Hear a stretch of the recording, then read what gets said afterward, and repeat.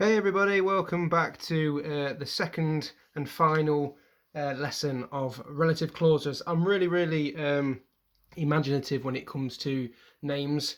This is the second lesson of relative clauses, so I'm going to call it Relative Clauses 2. That's a little reference to a Santa Claus movie, actually, Relative Clause movie, Santa Claus movie, called The Santa Claus Movie, believe it or not. And they decide to do two Christmases in a year, and they called the second one Christmas 2. Found it! The people don't want to wait a whole year. They're dying for a sequel. That's it. That's it.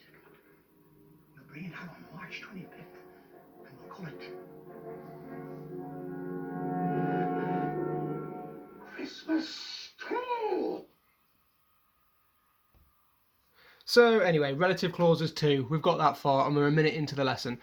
So these are your relative pronouns. Remember, just a little rewind back to what we were learning last week about relative clauses. These are what your relative clauses start with: your who, your which, your whose, your that, your where, your where. So just to rewind then, what is a simple sentence and what is a complex sentence? Remember, pause your videos and answer the question. Off you go.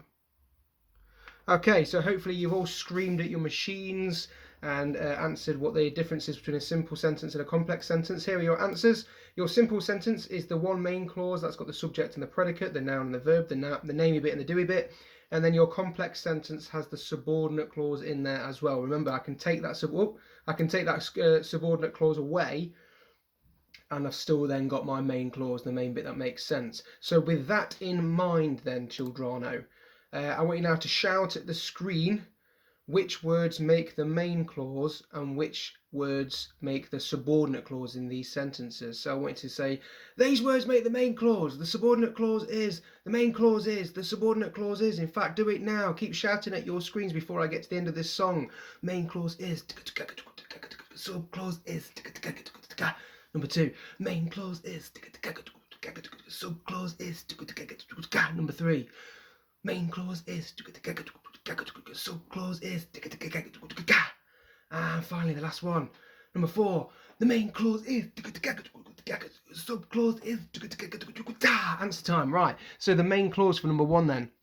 We have lots of cousins who live in other cities. So the main clause, the bit that makes sense by itself, is we have lots of cousins. The who live in other cities isn't a sentence by itself, so that then would be my subordinate clause, and that gives it away, that relative pronoun right there.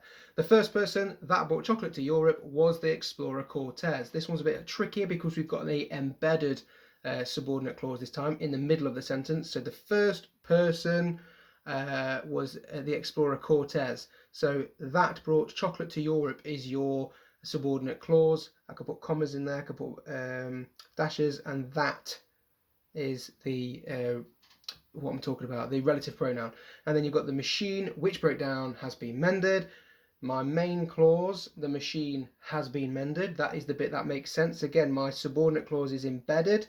It is between the subject and the predicate. So which broke down is my subordinate clause. It doesn't last by itself, it doesn't make sense by itself, and which is giving it away there for me. And then finally, your PE bag should be on your peg, where you can also hang up your coat.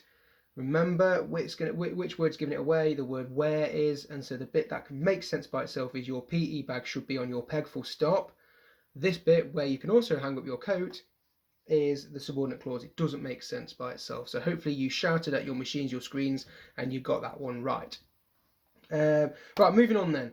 Do these sentences make sense underneath? So read these sentences out and then try and work out which word I could put underneath these red circles. Have a quick read, pause the video. I'll put pause quite at the bottom here because then you still need to read it. Pause. Okay, so the first one then, the boy we met in France was called Pierre. Yes, it makes sense, big fat tick. Is this the jacket you were looking for? Yes, big fat tick. We have to practice the poem we are learning, big fat tick. The cafe we wanted to have lunch in was shut, big fat tick. They all make sense. So which word is underneath these circles then? Well, let's have a look. Oh, cheeky. I've grouped them all together. Wait there. Ungroup. Ta-da, there we go. So let's move this one. So we've got who under there. The boy who we met in France was called Pierre. Hang about. Relative pronoun. Is this the jacket that you were looking for? Hang about. Relative pronoun. Which we are learning, relative pronoun. And then that we wanted to have lunch in. They're all relative pronouns. So if I delete this one here. I've jumped ahead there. So where are the pronouns? They were here. They were underneath there. Well, how come they make sense then? So we've got this thing here. The pronouns that, which, or who can be omitted under circumstances. The word omitted means like taken away, can be ignored. Okay, so the words who, which, or that are the three relative pronouns which we can sometimes take away in a sentence. So the boy we met in France was called Pierre, or who we met in France. The jacket, is this the jacket you were looking for? Is this the jacket that you were looking for? Now, I've gone back a bit in time when we did the past tense lessons, and there's like the perfect past tense. I suppose what we can think of is this is the perfect way of saying the sentence. Is this the jacket that you were looking for? But in real life, we would just say, is this the jacket you're looking for? Is this the jacket you were looking for? Okay, so that's why they can sometimes be omitted or taken away. We call these then relative pronouns.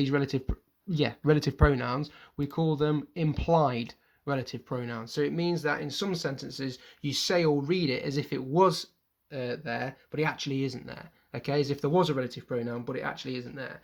Again, it only works with those three words. So let's just have a look then. I've got this sentence here. The shoes I want cost £10.50. Well, remember back to last week, a relative clause, a subordinate clause, is like two sentences joined together. Can you remember doing that? And we had to sort of put the two sentences back together. So what are these two sentences then that I could make from this one sentence? Have a pause, have a go. I'll slide it in again. Ta-da, have a pause, have a go. So the two sentences that I can make from this sentence is the shoes were £10.50 and I want them. They're the two sentences that I can get from there. So if I was to join them together correctly, like we did last week, with the relative pronouns included, I would get this sentence. The shoes that I want cost £10.50. Well, then I can omit that word that, can't I? Sometimes, and it still makes sense. The shoes I want cost £10.50. Remember, it's that. What are the three words again? Who, that, and which, isn't it? Yes, boom, there you go. Who, that, or which are the three words that you can omit. So I can omit that one. Let's have a look at another example here. Oh, no, wait.